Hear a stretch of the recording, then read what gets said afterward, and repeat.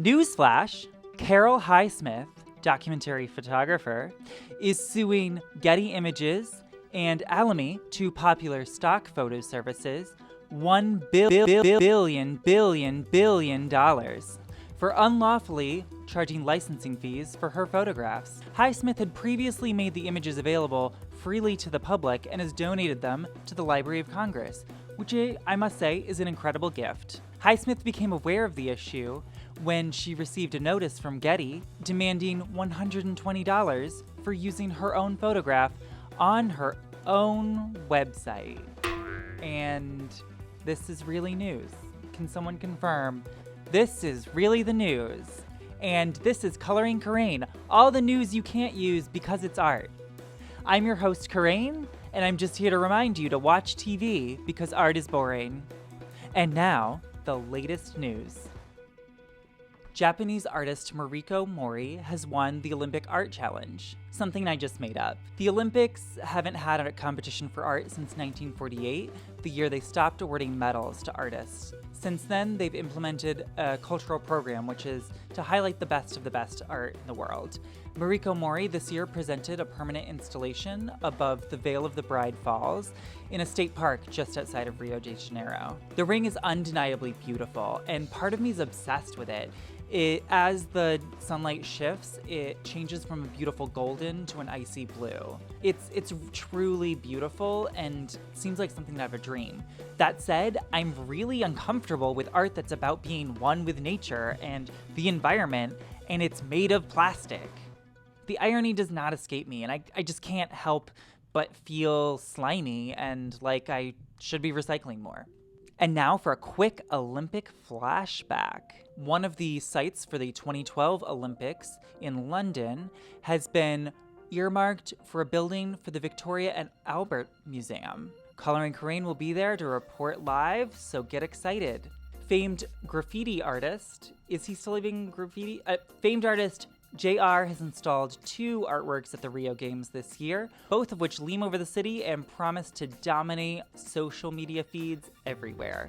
One is of a Sudanese high jumper who didn't qualify for the games this year, likely for political reasons, although my research did not get us a clear answer. JR expressed he was happy to see the player at the games in some fashion if it wasn't in the competition itself. While the media jerkfest around JR continues and makes everyone feel oh so happy, the Brazilian government is facing financial crisis and cutting most other cultural and artistic projects associated with the Olympic Games this year. It begs the question whether other sponsors or countries should step in to foot the bill. Is art a human right? Should we note that the next 3 Olympic Games are in Asia, a place that most of the companies who sponsor the games don't have a big market share? The connection, I just feel like I can't ignore it. In other political and economic news, Turkey's biennial, Sinopale, has been postponed for a year due to political unrest. Meanwhile, Cleveland, Ohio has announced that they will be hosting a triennial starting in 2018 because we need another art festival. Older-younger taboo relationships and Alex Katz's secrets revealed. Tonight, tune in to Burning World Issues, your #1 source for news and commentary. While you watch, the world burns. Mangus, the Shazam for art, has been pulled from the App Store. The free app allowed users to take pics of popular paintings to discover the artist's name, a little biographical information, and the price of their work. Because of qualms with 3 different art galleries in Europe and 3 different art price indexers, all of which are pay services, the app has been pulled from app stores everywhere. The creator, Mangus Reish, yes, he named the app after himself. Mangus. Good job, Mangus. Good job. Great. Good work. Really good work. Also, I want to congratulate you on your book about art gallery management, which I heard took 10 years to research. I was shocked to learn this because the book doesn't appear to have any of that research actually in the book. It, in fact, could have been written by someone with passing knowledge of the art world who honestly probably would have told you for free in a bar everything that the book can tell you. Despite its lack of sound advice or, quite frankly, citations, the book was heavily marketed and became a bestseller on Amazon for several weeks, which quite frankly is an embarrassment to us all. Anyways, in a recent press release, the app claims it's really being pulled from the App Store because it's poised to uniquely disrupt the art world by increasing price transparency. While I am personally in favor of transparency of all kinds, the antics, attitude, and self-righteousness of this Riche guy really ooze ulterior motives. I maybe don't trust fund babies who want to make art out of money. Wait. A new survey by the Andrew W. Mellon Foundation found what we all knew. Museum directors, board members, and high-up employees are not diverse. In fact, American museum employees are only diverse in their lowest paid positions, security and maintenance staff. The Association of Art Museum Directors devoted its annual meeting after the survey to diversity, although not everyone agrees on how to promote true diversity over tokenism. I can only hope that this new push for diversity is also reflected in museum collections, another place where American museums tend to lack diversity. To this end, the Detroit Institute for Arts has actually launched a multi-million-dollar campaign to increase its holding of African American arts. In other news, Natasha Marin, a conceptual artist based out of Seattle, has launched a new website called Reparations. The project was initially designed to allow ethnic minorities to make requests for something they need, perhaps assistance of some kind, services. It could be anything. People who identify as white are encouraged to respond to these calls as a form of race reparations. White people are also welcome to make unsolicited offers on the website as well. It's begun to attract quite a bit of attention, especially in the current American climate around race relations. In America, we have Americans and we have hyphenated Americans, Marin told the LA Times. And hyphenated Americans are different. We are so programmed to focus on whiteness that we don't think about what it means. We as Americans need to stop denying that this is a thing. The project is intended to go through the end of this year, although Marin has indicated that because of some vitriolic negative responses, including racial slurs and death threats to her and participants, she may need to end the experimental project early. This is why we can't have nice things, America.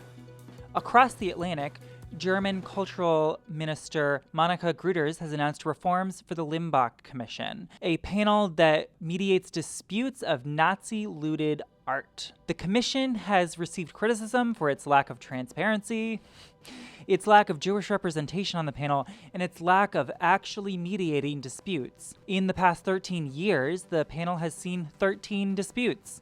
That's a dispute a year in case you're really bad at math. In the same amount of time, the Dutch version of this commission has actually seen 140 cases.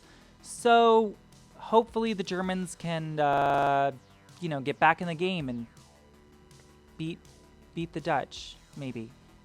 The Metropolitan Museum of Art in New York City has announced record attendance for the first 6 months of this year, despite its recent financial troubles and layoffs. The museum has also been in a lawsuit to more clearly explain its pay-as-you-like entrance fee. The museum has now been forced to clarify its signage, which now reads, "The amount you pay is up to you," which I have to say is more clear than anything I ever read in that museum. I'm actually really excited about one of their fall-winter exhibitions, Carrie James Marshall Mastery. The exhibition is actually on display right now in the Museum of Contemporary Art in Chicago, which is a co-sponsor of the exhibition, which comes on the eve of the artist's 60th birthday. I'm sure the best present he's going to get this year. I'm really excited because I will finally get to make the pilgrimage to New York and see my favorite painting by him, which is School of Beauty, School of Culture from 2012. I can't wait to see it. It's a really cool painting. Art fan moments.